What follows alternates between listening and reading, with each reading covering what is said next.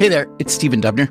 This is part 2 of a series we are calling The True Story of America's Supremely Messed Up Immigration System. If you haven't listened to part 1 yet, don't worry about it. You'll be fine. You can go back later if you want.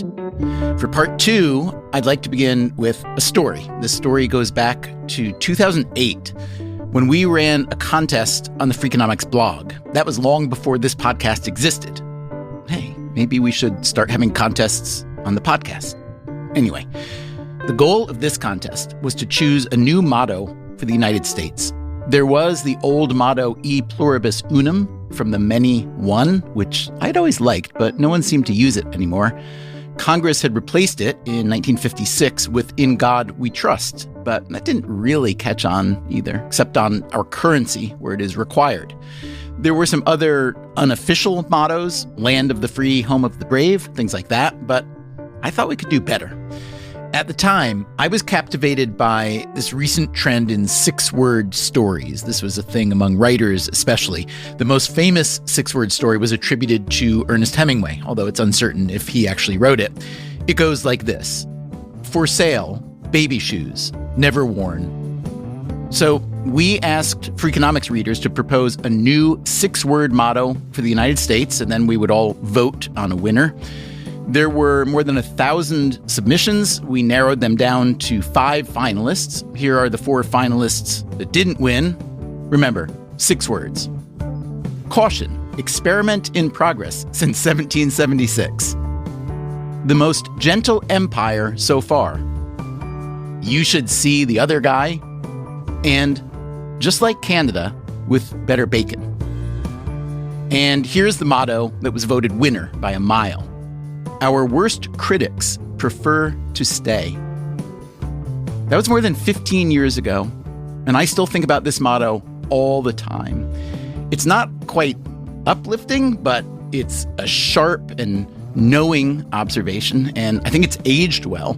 To me, it describes a place that is well worth complaining about and which allows us to complain as loudly as we want. It also describes a place that hundreds of millions of people around the world say they would like to move to if they could. Today on Freakonomics Radio, what do our worst critics have to say about the state of immigration in the U.S. today? A nation that doesn't control its borders really isn't much of a nation. We'll hear some surprising history behind the anti-immigration movement. If you were an environmentalist in the 1960s, your main concern wasn't climate change. And is Canada trying to steal our bacon?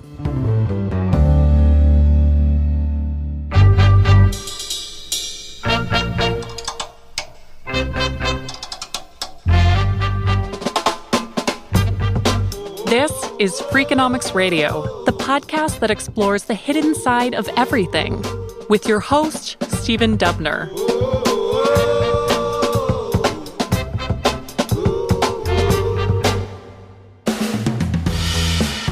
In the first 15 years of the 20th century, roughly 1 million immigrants were admitted to the United States every year. This was way more immigrants than the U.S. had received in earlier waves, and these immigrants were coming from different countries than the earlier waves. They were coming from Italy, and Poland, and Greece, from Russia, and Hungary, and Czechoslovakia. There were a lot of Catholics and a lot of Jews. E pluribus unum, baby. But as we heard last week, some old-school Americans got itchy about all these unfamiliar foreigners, and in 1924, Congress passed the National Origins Act. As they saw it, they were trying to make America great again. These new rules drastically cut the immigration of Catholics, Jews, anyone from Asia. It was a long list. By the 1930s, immigration had fallen from 1 million people a year to 50,000. But fast forward to today, and we are back to admitting 1 million permanent residents every year. There's also an estimated 11 million immigrants living in the U.S. who entered the country illegally, mostly through our southern border with Mexico, which has become increasingly chaotic and frustrating to just about everyone. How did that happen? How did the U.S. go from nearly choking off immigration to reopening the floodgates and then having the floodgates flooded? To answer these questions, let's go back to the basics. For many families, there's a before and after. They were not in the United States, and then they came to the United States, whether it's across the Pacific or the Atlantic or the Rio Grande or you name it. That is David Leonhardt. My great-grandfather, Robert Leonhardt, was the first Leonhardt to come to this country. Robert Leonhardt was an opera singer. And a strangely talented opera singer, given how bad of a singer I am. David Leonhardt has other talents. I'm a senior writer at the New York Times, and I'm the author of Ours Was the Shining Future, the story of the American dream. Leonhardt has been writing about immigration for years. His own great-grandfather, the singer, had come from Austria. His son, David's grandfather, had stayed in Europe and was working in Paris as a photojournalist at the start of World War II. In 1940, he fled to the U.S. just ahead of the Nazis. I asked Leonhardt if his views on immigration are influenced by his roots. I think they inevitably are. I really embrace the heroic story of American immigration. The idea that we are a nation of immigrants, to use John F. Kennedy's phrase, the idea that we welcome refugees fleeing persecution from around the world, the idea that immigrants have come up with some of the most important inventions, not only in our country's history, but in the world's history. And so I very much embrace that story, and I find it moving to read stories of immigrants. I also, in writing this book, came to grapple with the question of, okay, immigration can be great. That doesn't necessarily mean that more immigration is always better. Remember, the National Origins Act of 1924 had severely constrained immigration to the U.S., both in number as well as countries of origin. In his book, Leonhardt describes how John F. Kennedy wanted to undo this in the early 1960s. I think he and the people around him genuinely believed that the immigration system of the time was grossly unfair. I mean, 2/3 of all immigration slots were given to just 3 countries, Britain, Germany, and Ireland. And many of those were unclaimed, you write, yes? Yes, because by that point, many people in Britain, Germany, and Ireland didn't want to leave. They had a pretty good life in their country. They were happy there. So John F. Kennedy becomes president in 1961, and he is seen as an advocate for changes to the immigration law. Part of it is political, in order to appeal to the later generations of the earlier Eastern European and Italian immigrants. Part of it is moral. And much of John F. Kennedy's agenda just goes nowhere in Congress, somewhat famously. We all know what happened next. President Kennedy and Governor John Connally of Texas have been cut down by assassins' bullets. They were shot as they toured downtown Dallas in an open car. And Lyndon Johnson becomes president and is extremely skillful at negotiating Congress and understands that Kennedy's death creates some momentum behind Kennedy's legislation, and also understands that there are real political forces pushing for immigration reform, because this is the civil rights era. And the Congress passes and Johnson signs 2 big civil rights bills that basically bar discrimination based on race and on national origin. Okay, so this is one of LBJ's major pushes, but he also got some help, not from John F. Kennedy, who's dead, but a couple other Kennedys in the Senate, yeah? Correct. Both Robert Kennedy and Edward Kennedy become big advocates for an immigration overhaul. They see it as a way to honor their brother's legacy. And we then come to this point where there's a very important distinction. The advocates for changing the immigration system, the Kennedy brothers, basically all progressive Democrats at the time, a lot of moderate Republicans as well, and President Johnson, all insist we are not changing the volume of immigration to this country in any meaningful way. We are only changing the rules around who can come. So we're not going to have much more immigration. We're not going to vastly expand the number of slots. We're simply going to end this old racist system that gives all the slots to Western Europe. You write that Bobby Kennedy liked to give examples, real-world examples of the kind of immigrants who were currently not allowed to come to the U.S., but whom the U.S. could really use. Yeah, there's this really testy and fascinating exchange in a Senate hearing between Bobby Kennedy and an immigration skeptic from North Carolina, Sam Ervin. And Irvin asked Kennedy, is this bill that you're pushing going to allow ditch diggers to immigrate? It's the word they both use, basically for construction workers. And he said, no, it will not. Kennedy says there are lots of ditch diggers in the United States, so we would not be bringing ditch diggers in here. That's RFK's line.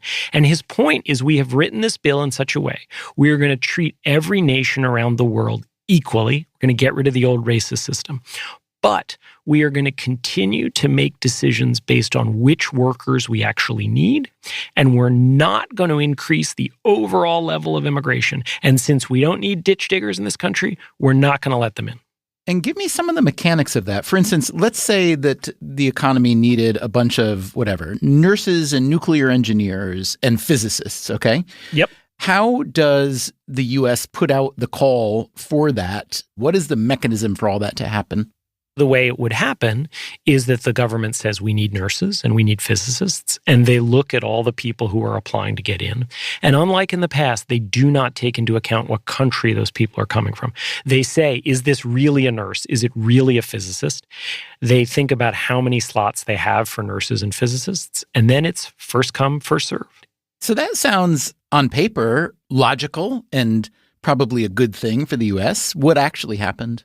I think it's important to say it is logical and a good thing. What ended up happening was the bill's advocates were so committed to passing this change that they really dismissed almost all criticism of the bill as unfair. This is what Teddy Kennedy said. The charges are highly emotional, irrational, and with little foundation in fact. They are out of line with the obligations of responsible citizenship. They breed hate of our heritage and fear of a vitality, which helped to build America. In other words, y'all are a bunch of old racists. Shut up. I know how this is going to work. It's going to work great. Just watch. Yes. And let's be really clear about what Kennedy was talking about. He was talking specifically there about accusations that the bill would lead to an increase in the level of immigration. It turns out he was entirely wrong about that. LBJ was wrong about it, and the bill's critics were correct. The bill led to an almost immediate and very large increase in immigration, and it did so because it included a whole bunch of loopholes that the bill's authors and advocates basically didn't pay much attention to. So what happened? How was their prediction so wrong? Was it a failure of execution, a bureaucratic failure? Were there not enough resources put into the system? The reason the 1965 immigration law led to this huge surge in immigration, even though its authors insisted it wouldn't, is this technical difference between quota and non-quota immigration. The bill set an annual ceiling on immigration. Roughly 265,000 people could come into the U.S. But then it exempted several categories of immigrants from that ceiling. And they just didn't think through how many people would come into the system in the non-quota categories. The most important ended up being family members. And so if you were certain categories of family members of someone already living in this country, you could come to the United States and not count toward the quota. And over time, what happened is family members came, and then family members of that family member came. So we really had vastly more immigration than the law's authors insisted they were allowing. Did the advocates ignore those possibilities because they had motivated reasoning? They just wanted to see the upside? Were they really bad at math, perhaps? Or did they just not understand how much demand there was out there? I've gone through the historical records on this. I found no evidence that they privately believed it would lead to an increase. I don't think they were lying. I think they were engaged in motivated reasoning, and I think they weren't thinking very rigorously. The Kennedys' opponents at the time had another reason for wanting to limit immigration. It's a reason we don't hear about much today. In some ways, it's a strange answer. The story goes back to the environmental movement. And when I first read it, I was like, really? That's Zeke Hernandez. He's a professor of management at Wharton and the author of a forthcoming book called The Truth About Immigration. We met him in part 1 of this series. If you were an environmentalist in the 1960s, your main concern wasn't climate change. It was overpopulation. And listeners who are old enough might remember the book, The Population Bomb. the fear that the world was going to starve to death because there were too many people, birth rates were too high, and agricultural production was too low. There was a man named John Tanton in Michigan, an ophthalmologist who was an avid conservationist. He joined this zero population growth movement. A decade or so later, the predictions of the population bomb didn't prove correct. The environmental movement shifted into what we would recognize today. But John Tanton was in the radical wing of zero population growth, and he wouldn't give up the cause, and he moved into this green nativism. So he started with funding from Cordelia Scaife-May, who was an heiress to the Mellon Foundation, started a whole bunch of think tanks like FAIR, Center for Immigration Studies, Numbers USA. These are the heart of today's anti-immigration movement. And he started these think tanks pushing policy papers, making arguments that we were all going to die, that the U.S. couldn't handle that many people. The movement was fringe for a few decades, but eventually latched on to today's conservative movement. The Trump administration's immigration apparatus was staffed by people from these Tanton-founded think tanks. What they have found and been fabulously successful is that this plays very well with a certain base of voters, and it angers them and it gets people to the polls. In any country in the world, people feel uncomfortable when their society changes really rapidly, and the far right is often able to take advantage. And what the left tends to do is they say, don't be like that to the voters of the country. Don't be so intolerant. And it just doesn't work. And I think the left and immigration advocates should ask themselves, why is it that this story is so similar all over the world? But it took a long while for that anti-immigration sentiment to set in. Consider the national vibe in 1986. That was the 100th anniversary of the Statue of Liberty being erected in New York Harbor, a gift of friendship from the people of France to the United States. President Ronald Reagan, a Republican, spoke at the anniversary event. Here's what he said about the millions of immigrants whose very first view of America had been the Statue of Liberty. They were the men and women who labored all their lives so that their children would be well-fed, clothed, and educated. They worked in our factories, on ships and railroads, in stores, and on road construction crews.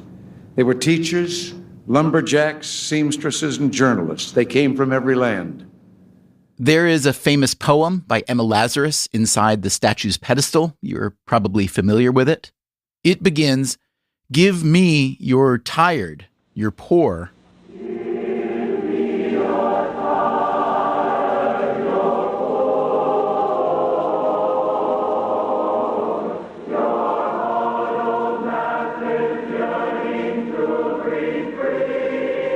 Your huddled masses yearning to breathe free. The wretched refuse of your teeming shore.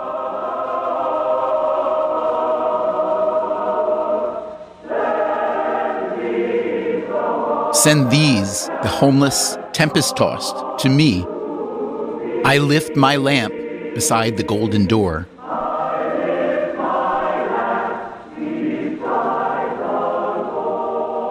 When you hear these words today, they take on a different color. The huddled masses and wretched refuse sound more like epithets. But back then, at least for Ronald Reagan, this massive immigration had been a boon for the United States. Here's how he put it in 1989. Since this is the last speech that I will give as president, I think it's fitting to leave one final thought, an observation about a country which I love. We lead the world because, unique among nations, we draw our people, our strength, from every country and every corner of the world. This is plainly not the kind of political rhetoric you hear today, especially from the Republican Party. Zeke Hernandez again. A lot of our national conversation about immigrants is framed around two narratives that both are incorrect, and they do a lot of damage to us. Hernandez himself is an immigrant from Uruguay. He came here for college and stayed. I call one of them the villain narrative, which is the idea that immigrants hurt us, because they steal our jobs, they threaten our national security, they threaten the rule of law. The evidence contradicts that. But then interestingly, on the pro-immigrant side, the most common narrative is what I call the victim narrative, which is the idea that immigration is good for immigrants, and we owe the poor huddled masses of Emma Lazarus's poem compassion, even if it costs us. And, that's a very moral point of view, but it's kind of a weak argument because it doesn't tell everyone else what immigrants do for the rest of us. So the anti-immigrant message is focused on how immigrants affect us. The pro-immigrant message is focused on how immigration affects immigrants. And there isn't like this narrative of the truth about how immigrants affect us economically and socially. And I thought, boy, we're giving up so much because the evidence so overwhelmingly shows net positive benefits for us, not for immigrants. I mean, yes, for immigrants too, but like for us. We heard a lot of that evidence in the first episode of this series. For instance, the children of immigrants climb the economic ladder at a higher rate than the children of parents who were born in the U.S. Nearly half of the companies in the Fortune 500 were founded by immigrants or their children. Immigrants today are responsible for 36% of all patents in the U.S. They tend to be mostly Asian immigrants, but not exclusively. And so had the U.S. not allowed those immigrants in, we wouldn't have those patents. And immigrants are 80% more likely than the native-born to start their own business. What accounts for that difference?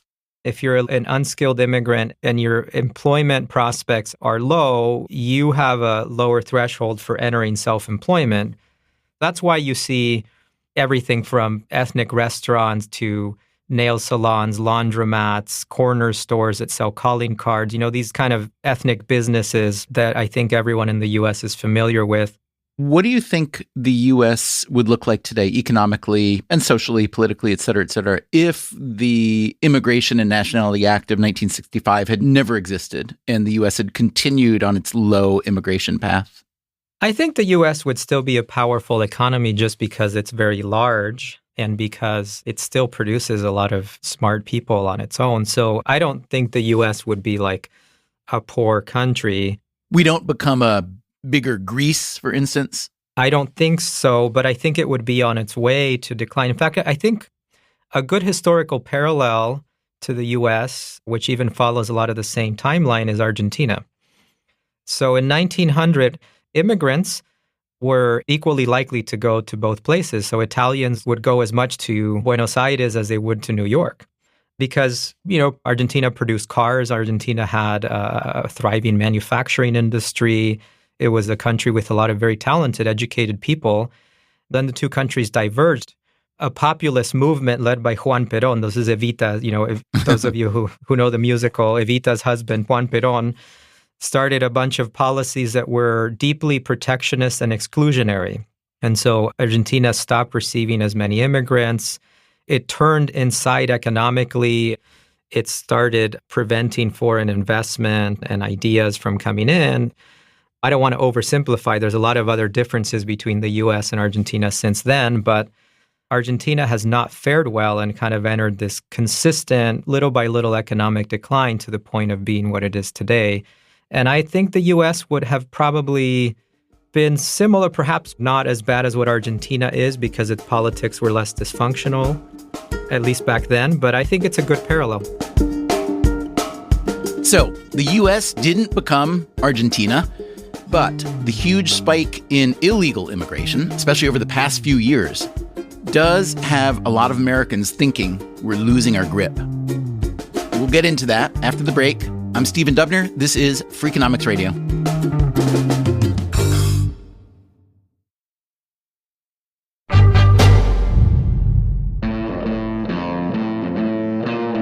Unless you have been paying no attention to the news, you know that illegal immigration to the U.S. is a big problem that has generated all sorts of friction. Apprehensions of migrants crossing the southern U.S. border are once again reaching record levels. Nearly 10,000 migrants a day. That is what federal officials say they are encountering at the U.S. southern border on average. Border chaos, refugee backlogs, political fighting. And that's only part of the immigration story, the inbound side of the equation. On the outbound side, here's how the Wall Street Journal put it recently. In the past, most migrants were single adults from Mexico looking for work. If caught by the Border Patrol, they could easily and quickly be deported. Now, a fast-growing share are families with children who are difficult to deport to their home countries. The change started around 2014 and has exploded in the past 2 years. As Barbara Jordan, the former congresswoman from Texas, said, a nation that doesn't control its borders really isn't much of a nation. That, again, is David Leonhardt, author of Ours Was the Shining Future, the story of the American dream. The U.S. has gone back and forth about how strong its border security has been. In recent years, our border security has been weaker, and that message, thanks in part to social media and the rise of smartphones, has really spread. And so, yes, chaos and poverty in Latin America play a role in the recent surge of immigration. But another thing that plays a role is that many immigrants have come to believe, often with cause, that as long as they can get here, even if they don't have legal permission, they will be able to stay for months, if not years, if not forever. And that creates a feedback loop that causes more and more people to want to come and creates more chaos at the border. But it isn't just chaotic. It's also expensive. Here again is Zeke Hernandez, author of The Truth About Immigration. It's a complicated issue, but there is a legitimate complaint by states and localities that become the gateways for a disproportionate number of immigrants. The best estimate, and this is from a study by the National Academies of Science in 2017, it costs states money to welcome a first-generation immigrant. And the average estimate is $1,600 per immigrant. And this is accounting for all the future expenses and turned into net present value terms.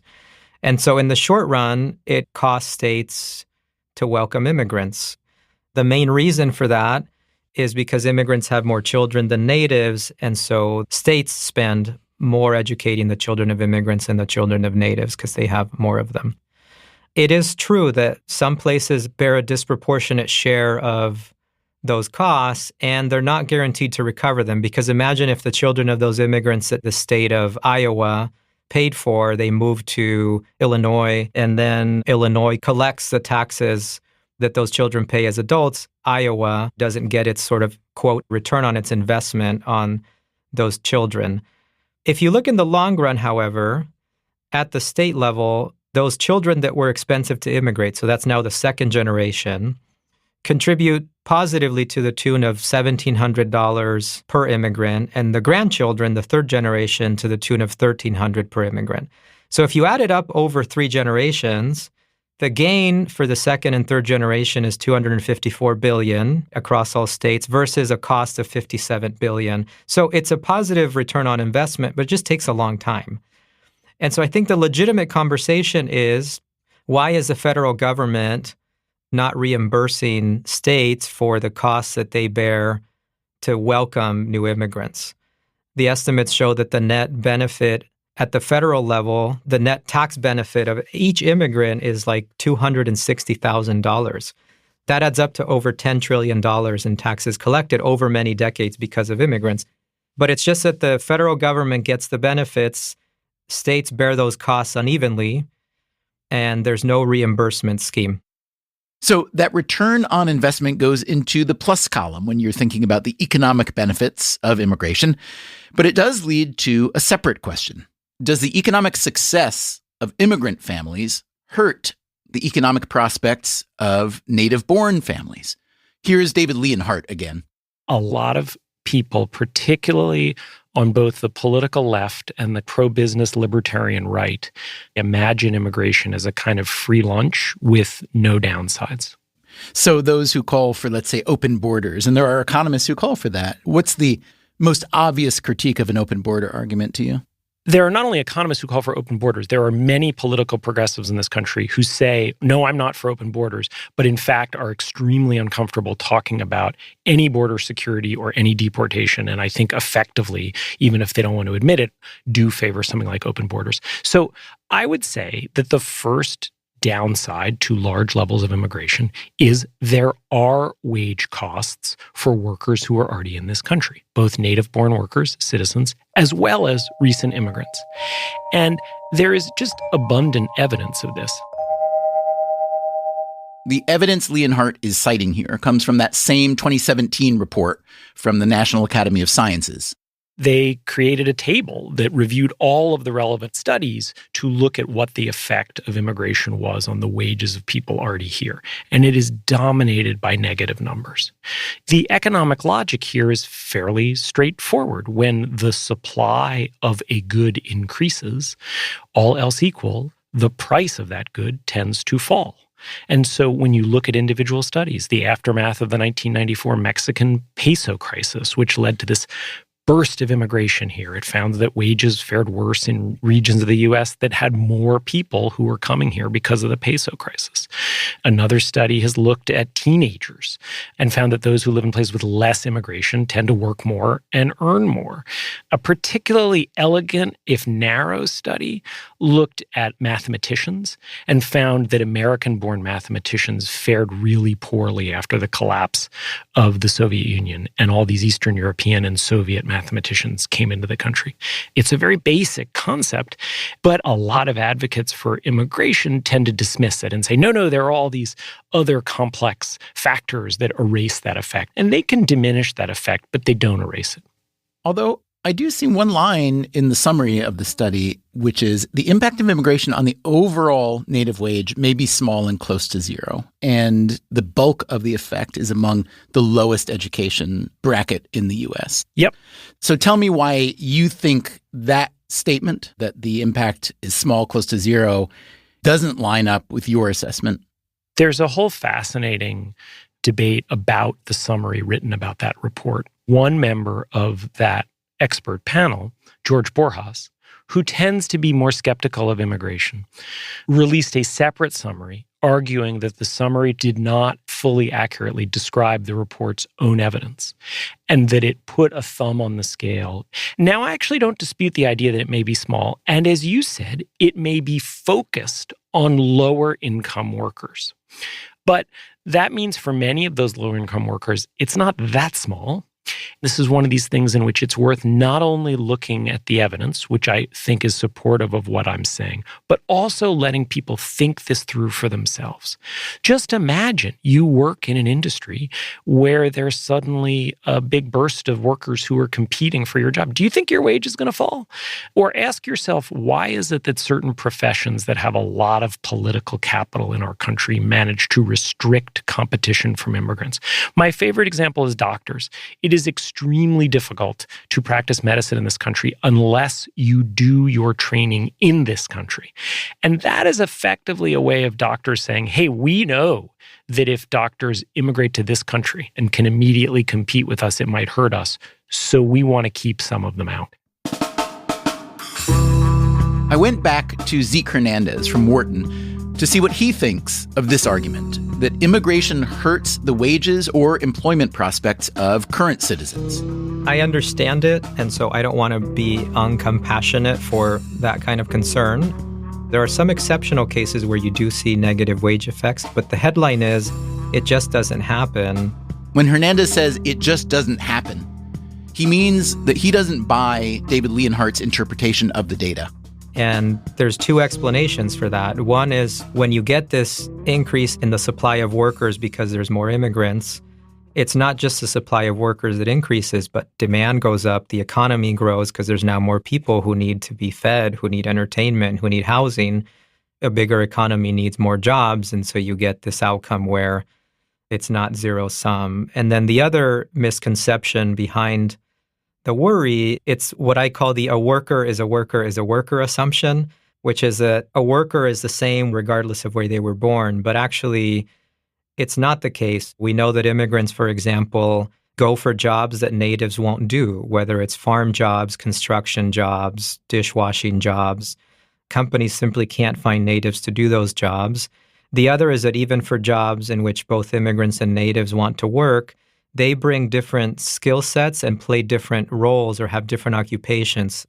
Let's say you have an immigrant in the construction field, that immigrant might not speak English very well. So that immigrant will end up doing the drywall work or the work that doesn't require language skills.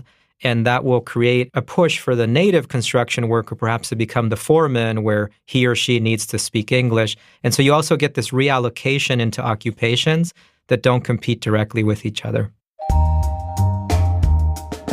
By now, you may be starting to feel about immigration the way I do. The more you dig in, the more you can appreciate just how complicated it is, how many inputs there are and how many outputs, how many conflicts between a humanitarian impulse and an economic one, how many arguments we have with family and friends and political rivals that aren't based on evidence, in part because the evidence itself is complicated, and in part because we humans like to cherry pick the facts in order to win our arguments. I'll say something provocative, and I don't know if this is true, but I wonder if this is one case where the wisdom of the crowd doesn't work because the crowd is so misinformed and drowning in false narratives and false facts. One example, Hernandez says, has to do with public safety. The misperception is that immigrants increase crime, that especially undocumented immigrants increase crime. And of all the hot button issues, that's the one that has the most unambiguous answer, which is exactly the opposite. It's not only that immigrants don't increase crime, it's that immigrants, and especially undocumented immigrants, commit fewer crimes than natives. Now, you may be unfamiliar with this data because U.S. media coverage of immigration tends to be, how shall we say this kindly, a tad hyperbolic. Whenever a recent immigrant, especially an undocumented one, does something terrible, that crime is held up as an example of an overwhelming trend, even though, as Zeke Hernandez told us, the data tells a different story. If you take a national security angle, the real threat to national security is not enough immigration. Let's take one example from Oppenheimer. That movie gets into the threat of the Nazis developing the atomic bomb before America. And the reason the U.S. was able to out-innovate the Nazi regime is because it got all these talented scientists, many of which were German Jews. Today, of course, immigrants are coming from many different places. Modern migration is not from Europe, it's from Asia, China, India, other Asian countries, and also Latin America, Mexico, Central America. What are the benefits? Well, immigration creates this conveyor belt of investment. One of the fastest growing fast food chains in the U.S. in the last couple of decades is a company called Pollo Campero. It's a company from Guatemala. It's kind of like a KFC, Popeyes kind of company, but they have recipes that are unique to Central America. This is a company that is super popular. It's Central America's favorite fast food. They're one of the fastest growing chains in the U.S. because they follow this strategy of starting restaurants in places that have high populations of Central Americans. They discovered the opportunity because their highest selling stores were in the airports of Guatemala City and El Salvador. And if you were on a flight from Central America to the U.S. in the early 2000s, the plane would stink like fried chicken. And that's because if you were a Central American who was going to go visit friends and family, they didn't let you stay with them unless you brought a bag of Pollo Campero.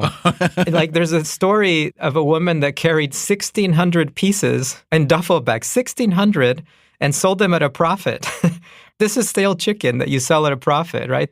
So that's the extent to which there was a market for this. But that's a short-term market. You're saying the actual expansion of stores here made sense. It made sense. Their strategy is what they called from Sanchez to Smith. The first Sanchez is the Central American market. Then you kind of grow into the Hispanic market more broadly, not just Central American. And then the ultimate target is the Smiths, meaning the general U.S. market.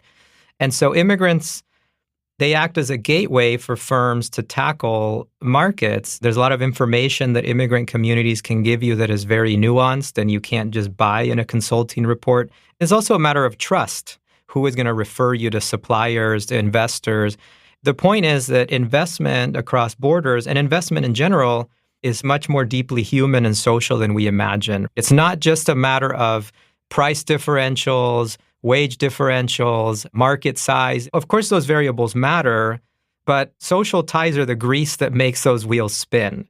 As Hernandez sees it, economists have given us bad mental models of how the economy actually works.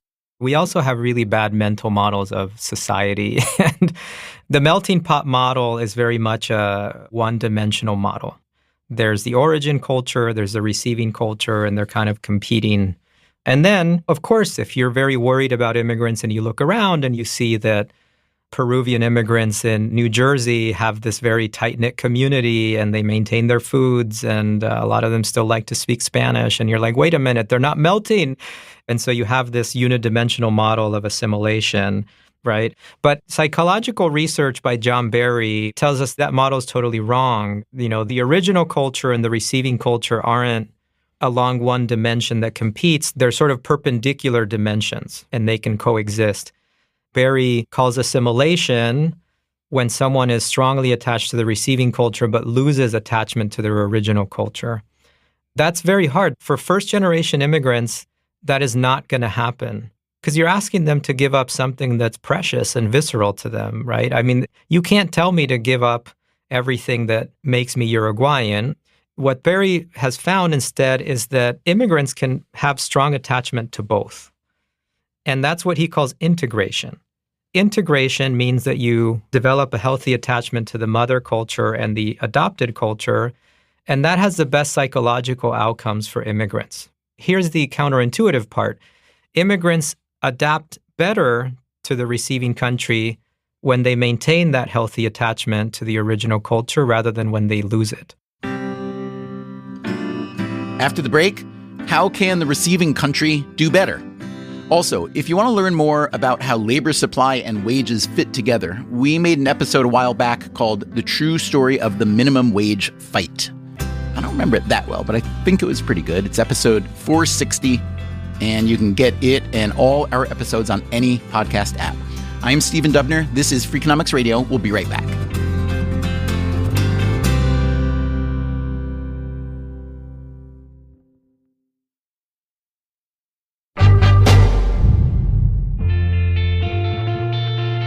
Zeke Hernandez's forthcoming book is called The Truth About Immigration. In it, he spends a lot of time untangling and simplifying the many components of this particularly complex issue. We've only really had illegal immigration or undocumented immigration since 1965 because the system never quite matched economic reality. Another argument you make is that in the U.S., the anti-immigration movement has coalesced around primarily the issue of border security. So how do you think about that issue? Well, I agree that it's a big problem. It is important, though, to separate immigration, which is overwhelmingly good, from the immigration system, from the border. Those are three separate issues. And yeah, I think people are justified in being upset at the mess that's happening. I get a lot of emails and letters. And the common argument for those who are anti-immigration and very angry about the border is they make the bad apples argument, right? We have all these bad apples, all these bad actors who are violating our laws, and that's why the solution to that is we have to ratchet up enforcement and secure the border. You know, sure, there are some bad apples that get through, but the U.S. has a stable, permanent population of over 11 million undocumented immigrants. When you have 11 million people in that status, it's too simplistic to say that it's 11 million bad apples. Right? It's that our system of bringing apples into the U.S. is totally messed up. When you haven't updated the number of visas since 1990, and in some cases since 1965, you just have a huge mismatch between the economic needs of businesses and the supply of talent that those businesses need. A lot of people think, oh, it's big, greedy corporations that are hiring these undocumented immigrants. The truth is they're not. It's the small and medium businesses that dot your community who have a very hard time finding talent, who don't have the resources to pay for expensive immigration lawyers or navigate the complicated U.S. immigration system. There's just a huge mismatch between America's demand for people and the supply that the system allows. What does it take to start Zoom or Google or OpenAI? It takes really deep STEM skills, and immigrants are just overrepresented in STEM fields. They're nearly half of the STEM workforce with graduate degrees. Is that more a reflection on excellent STEM education in those places or crappy STEM education in this country? I don't know that we know the answer to that. I think some of it is that we have programs that select for immigrants with those skills. Immigration programs, like the H-1B program, or even our employment-based green card program really selects for people with graduate skills, especially in STEM. The fact that knowledge-based immigration and employment-based immigration produces that many, let's say, founders is, if nothing else, an indication that one component of U.S. immigration policy is really good, yes? I would take the word policy out there. One component of U.S. immigration that's really good is that we attract a hugely disproportionate share of skilled immigrants. We have something like half of foreign-born Nobel Prize winners in the world. Of all the immigrants in the world with bachelor's degrees or higher, the U.S. gets over 40%. And so the U.S. has been a magnet for the world's best and brightest for a long time. But you're suggesting that's not connected to policy per se. How? I think the U.S. does well with immigration despite policy, not because of it. What do you mean? Well, our policies are pretty bad. Our immigration system is not designed for a modern economy. I mean, it was a system designed in 1965 with some updates in 1990. But, even if we take 1990 as a reference point, the economy was $9 trillion then, and it's over $20 trillion now. In 1990, we didn't have the tech boom or the need for the kinds of talent that we need now. And so we have a patchwork of programs and visa types that is really outdated. And so we don't accept enough talented people. Only 14% of green cards annually are given for employment-based purposes, and 2/3 are given for family-based purposes. So we have a system that actually isn't designed to benefit from the world's best and brightest. Mostly, the U.S. gets so much talent because the U.S. is still the preferred destination for talented people. I would also say the other thing that the U.S. is still outstanding at is higher education. The U.S. has the highest quantity and on average the highest quality of education institutions, and they are the preferred institutions for most international students. Even though the U.S. only keeps less than a quarter of them in the labor force, the U.S. is still getting a lot of that supply of really talented people through education. We just do a really bad job of keeping them. Just how bad a job does the U.S. do in keeping talented immigrants? Consider the H-1B visa program that Hernandez mentioned. It is a 3-year work visa for a variety of specialized occupations. There are 85,000 slots every year. That number is fixed. This time, I believe it was somewhere around 700,000 applicants. That is Sindhu Mahadevan. I work in quality assurance in the medical device industry. Sindhu grew up in Gujarat, India. In 2012, she moved to the U.S. to get a master's degree in molecular and cell biology from the University of Texas at Dallas. After that, I worked at major medical device manufacturers in this line of work. Her husband, who is also an immigrant, was getting his PhD in computer science. What's happened with immigration in the U.S. is that the whole identity of the immigration issue has become border security. That's the face of immigration in the U.S. What I'm talking about is what's called EB immigration, employment-based immigration, and that's just not talked about. It's a source of great frustration in the immigrant community that this is not an issue that sees any daylight at all. Through her employer, Sindhu applied for an H-1B visa twice. The thing with the H-1B visa, if you are in the for-profit sector, is that it's a lottery. And when they say lottery, they really do mean lottery. A lot of us are very surprised by that when we first come to the US. So what was that like? It's a very cryptic, strange process. The way it works is that the employer sends the USCIS a package, an application package on your behalf. The USCIS is the United States Citizenship and Immigration Services. It was founded in 2003 as part of the Department of Homeland Security, and it now oversees all immigration to the U.S. The agency it replaced was the U.S. Immigration and Naturalization Service. And with that, they enclose a check for the processing fees. And they keep checking their accounts to see if the check has been cashed. And if the check has not been cashed, you were not picked. And that's it. that's the kind of uncertainty that you are put into. So it's a very strange, sort of idiosyncratic process, and you're kind of left hanging. Unfortunately, I went many times around the merry-go-round and I never did get an H-1B. So I had to stop working. And since my husband had just graduated, we figured we would continue on in the US and explore our options. So what happens then when you realize that you haven't been picked and your work authorization has run out? What does that actually mean, and how is that made clear to you that your time has run out? What that means is that when your current visa ends, your time in the US is going to end unless you can switch over to a different visa. For me, that meant I could go on to a dependent visa status. I could become a dependent to my husband. But what that also meant is that I needed to stop working. Because by default, dependents in the US are not allowed to work. It's one of the things the US immigration system does badly.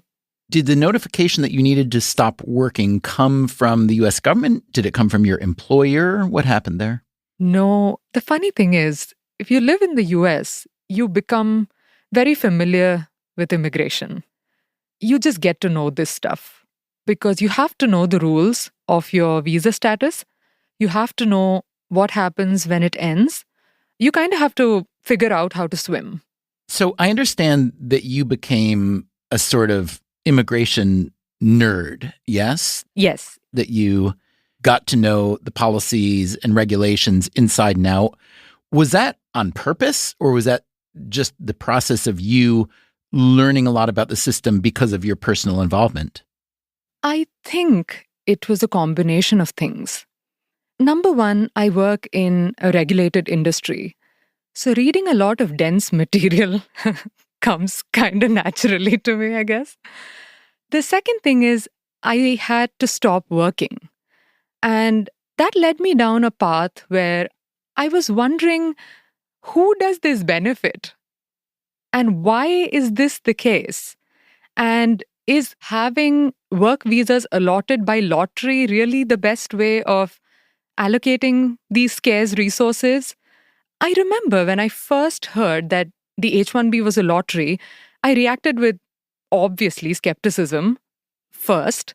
But then I thought, really that does make sense, because how's the government supposed to decide whether a business administration person is better suited for this than a social science person or a therapist or a scientist, right? But then I got to thinking about it and I wondered if this was the best way of doing it. So I started going down that rabbit hole, and turns out I'm still in it. Do you feel there's discrimination against Indian immigrants in the U.S. on any dimension, including perhaps the way that H-1Bs are awarded? H-1Bs are not country of birth specific, but green cards are. So can I lay out sort of a pathway for how a typical Indian person would find themselves in what's come to be known as the green card backlog? Yeah. So this is specific to employment-based immigration. A person comes to the US either through a work visa or as a student, like I did. If you have a STEM degree, you get to work extra, and then you join the workforce using an H-1B typically. That is typically granted for a maximum of 6 years. In that 6-year period, you have to get your employer to sponsor a green card. But the trouble is there's very limited number of green cards. That is also something that has not been reassessed in 30 plus years. But the issue is that for Indian-born applicants, that backlog is very, very long. I believe their last finding was that to clear the backlog right now, it would take 54 years, taking into account attrition by way of death and abandonment. Wow. That's for the Indian backlog. It's for the Indian EB2 and EB3 backlog, which is the typical master's, bachelor's skill level. So how do you interpret that massive backlog? What does it mean? What does it say? I'm in Canada, aren't I? That's right. Sindhu Mahadevan and her husband have brought their talents to Canada. Coming up next time in the third and final episode of our series on immigration, many people feel the American dream has faded significantly. Canada, meanwhile, has increased their immigration levels big time.